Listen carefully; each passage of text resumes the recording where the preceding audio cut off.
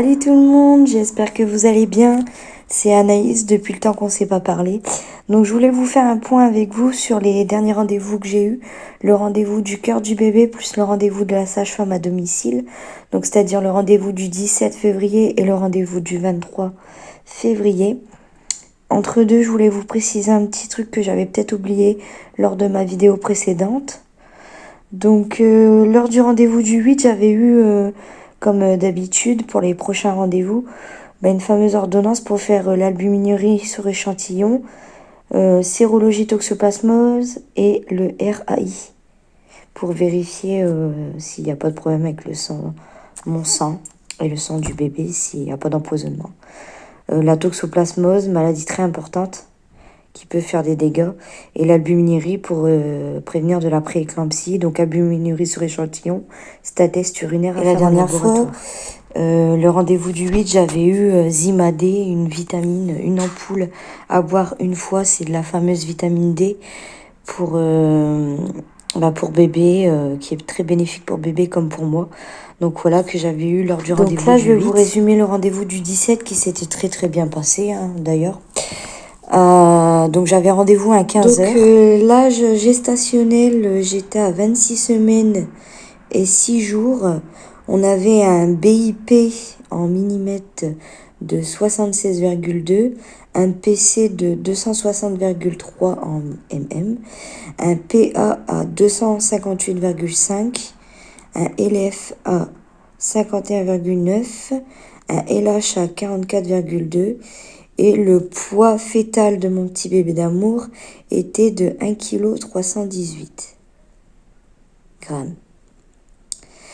Donc examen maternel, donc là on avait ma taille, mon poids, mon IMC qui était le 13/08/2021, âge gestationnel 26 semaines plus 6 jours, datation de grossesse le 27 août 2021.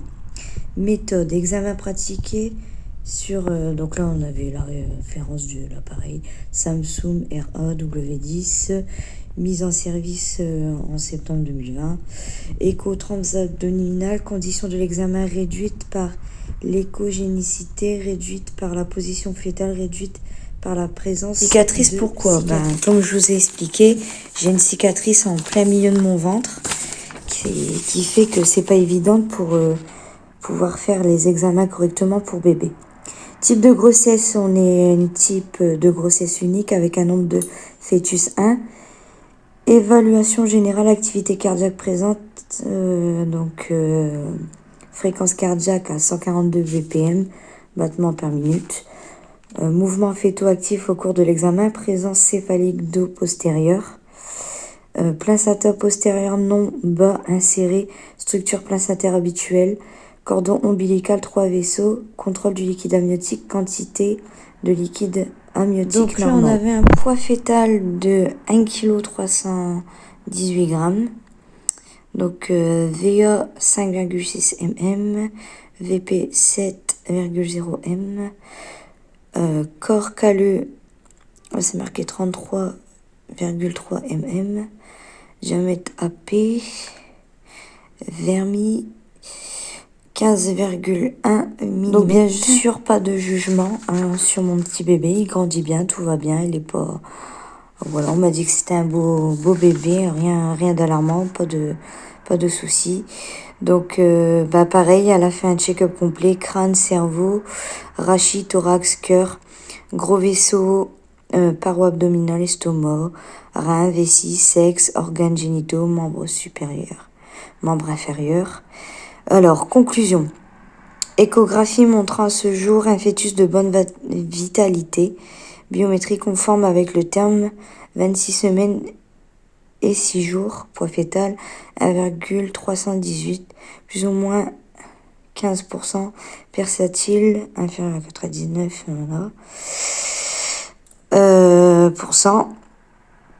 Oh là, pas de diabète gestationnel chez la mère.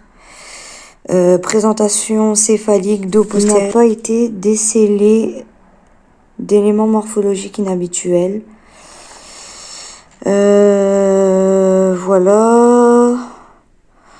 Étude cérébrale habituelle. On note la présence Voilà. Je sais plus ce que c'est ça. Bon, ça, je vais le garder pour moi. 4 poursuites de grossesse. Voilà. Patiente informée des limites de l'échographie. Docteur. Bien sûr, il y a des détails que je préfère garder pour moi, que j'ai pas envie de dire. Voilà, qui concernent que moi et le papa. J'espère que vous allez comprendre, que vous aurez que vous aurez de la compréhension sur ceci. Il y a des choses qu'on souhaite garder entre mon mari et moi. C'est surtout du point de vue de ma santé, hein, vous inquiétez pas, du côté du petit bébé, tout va bien. C'est un bébé en bonne santé et ce sera un magnifique bébé à sa naissance. Si ça pourrait vous faire peur, je tenais à préciser que ne vous inquiétez pas, il n'y a rien d'alarmant. Je voulais vous parler le 19 février. Je suis partie aux urgences au soir. Donc de 17h à 19h à peu près, j'étais à l'hôpital à peu près jusque même je dirais 20h30. Donc j'y ai été pour des douleurs ligamentaires, hein, c'était le gros bilan à retenir. On a pu faire le monitoring qui a détecté s'il y aurait d'éventuelles contractions ou éventuellement on a pu écouter le cœur du bébé. On était surpris parce qu'on trouvait que c'était très tôt au moment où j'ai fait quand même le monitoring, mais elle a dit non, effectivement, il y a peut-être moyen qu'on capte. Elle a dit que j'avais déjà un beau ventre pour 6 mois et demi, à peu près 7 mois de grossesse. Conclusion, donc j'avais eu le spéculum, on a contrôlé, il y avait effectivement de la glaire, mais rien d'alarmant, effectivement, comme les abonnés ont pu me rassurer sur Instagram, parce que je résume sur YouTube, mais je m'étais renseignée sur Instagram. On m'a dit qu'on pouvait perdre un peu plus de glaire vers justement le 3e trimestre, parce que justement c'est là où ça travaille. Et les douleurs ligamentaires, c'est parce que bébé bouge beaucoup, donc ça peut jouer aussi. Et sachant qu'il grandit bien, ça joue aussi. Donc conclusion, rien d'alarmant, j'ai pu rentrer chez moi, tout allait bien, tout est calmé, ça va mieux. Maintenant, je sais que c'est des douleurs ligamentaires, donc j'ai eu une ordonnance prescrite pour avoir du Spasfon et du magnésium B6 parce que j'avais un manque de magnésium, tout simplement. Mais dans l'ensemble, grossesse, tout va bien, enfin il n'y avait pas de problème, bébé bougeait très bien, il donnait des coups. Tout allait bien, il y avait un bon battement cardiaque par minute, donc voilà. Maintenant je voulais faire le point sur le rendez-vous que j'avais eu avec ma sage-femme justement le 23 février. Donc j'étais au niveau de mon terme, on était à 27 semaines plus 5 jours. Donc j'avais une tension artérielle à 12,6. J'ai fait un test sur échantillon pour vérifier les protéinuries, 0 sucre, 0 albuminurie, 0 leucocyte, donc 0 bactéries. Un MU, donc je pense que ça c'est la taille du petit, 20 égale à 28, MA plus, BDC plus, Spasfon, voilà, magnésium B6, vitamine D, donc ça c'est le résumé qu'elle a fait. Elle m'a posé des questions, donc je lui ai dit que ça allait bien, que j'avais des douleurs ligamentaires, CFU égale 0, CU égale 0, métaux égale 0, égale 0, éco T2 ok, IRM rien à signaler, CPN 14-03-2022, éco T3 30-03. Donc oui, elle a marqué en gros mes prochains rendez-vous. Donc j'ai un CPN le 14 mars et j'ai une éco T3 le 30 mars. J'ai discuté avec elle et elle m'a annoncé comme quoi elle allait partir en retraite. Donc c'est dur pour moi parce que je m'étais attachée à elle. Donc ça va être dur. Elle m'a dit que normalement elle devrait partir d'ici là le mois d'avril, quoi, après ma T3. Donc je serai lâchée dans la nature. Non, je rigole. Elle a dit qu'elle allait me présenter à celle qui prendrait la relève. Mais dans l'ensemble, voilà. J'ai re-rendez-vous avec la sage-femme à partir du 3 mars vers 16h. Mon compagnon sera présent. Il est toujours présent quand la sage-femme est là, bien sûr. Je sais pas si je l'ai précisé. Et en réalité, là, cette fois-ci, je me suis renseignée parce que je lui ai dit que je pouvais pas faire les cours prépa à l'hôpital, que c'est pas possible. Donc moi, j'aurai pas tout ce qui est séance sur... c'est pas grave, j'aurai des théories pratiques. Enfin, on va avec... parce que j'ai un poupon à la maison. Elle va m'expliquer comment faire le dos rond. Elle va m'expliquer plein de choses, en fait. Mais d'un point de vue théorique, c'est-à-dire... avec de la documentation, tout ça. Et aussi, j'aurai des séances concernant l'allaitement parce que j'ai dit que je souhaiterais allaiter mon enfant. Donc, j'aurai des séances comment allaiter son enfant. J'aurai des séances comment on accouche, comment ça se présente le travail, tout ça. Pour la péridurale, comment ça va se passer et tout. On va en parler, voilà. Donc, j'ai un premier rendez-vous le 3 mars et certainement qu'elle va me mettre plusieurs séances. Donc, voilà. Donc, en plus d'avoir des séances prépa au mois de mars, je vais avoir 2 rendez-vous qui vont être collés à tout ça. Il va y avoir le rendez-vous CP, comme je vous ai dit là, le 14 mars et la dernière écho T3. Voilà, je pense avoir fait le tour. Je vous ai expliqué les prochains rendez-vous, que ce soit sage-femme ou des rendez-vous à l'hôpital, suivi grossesse pato ou également l'annonce de la dernière T importante, donc la fameuse T3. Je vous ai résumé les rendez-vous du 17, l'urgence du 19 et le rendez-vous de la sage-femme du 23 février.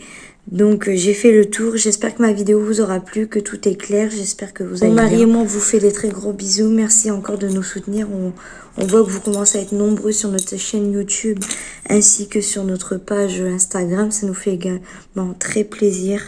On n'hésitera pas à voilà, vous donner des nouvelles, même après l'accouchement, il y aura toujours des nouvelles. Tout ça, sauf une petite précision de la part de mon conjoint et moi, on ne mettra pas bébé sur internet parce qu'on estime, c'est un choix, hein. On estime que bébé mérite d'être protégé des réseaux sociaux, que c'est pas un jouet, on parle d'un nourrisson. Donc j'espère que vous comprendrez notre choix, qu'il n'y aura pas d'image de notre enfant qui sera sur internet. C'est quelque chose qui nous tient à cœur, ça restera entre mon conjoint, moi et la famille. Mais en aucun cas, il y aura des photos de notre enfant sur Internet. Du moins, tout petit. Voilà. Merci de votre compréhension. Je vous fais de très gros bisous. Vous inquiétez pas. Mais vous inquiétez pas. De notre petite famille, comment on se porte bien et voilà, et de nos projets. Voilà, s'il y a des déménagements, des choses, voilà, vous aurez des nouvelles, mais bien sûr à la limite du raisonnable. Hein. S'il y a des choses qu'on peut garder pour nous, on gardera pour nous. Parce que comme on dit, vivons heureux, vivons cachés. Bisous, bisous. Si t'as kiffé cette vidéo, t'as qu'à t'abonner en cliquant sur le bouton s'abonner juste en dessous, liker la vidéo, activer la cloche de notification pour ne rien louper et commenter, la partager. On se dit à la prochaine pour une nouvelle vidéo. Ciao, bisous les gens.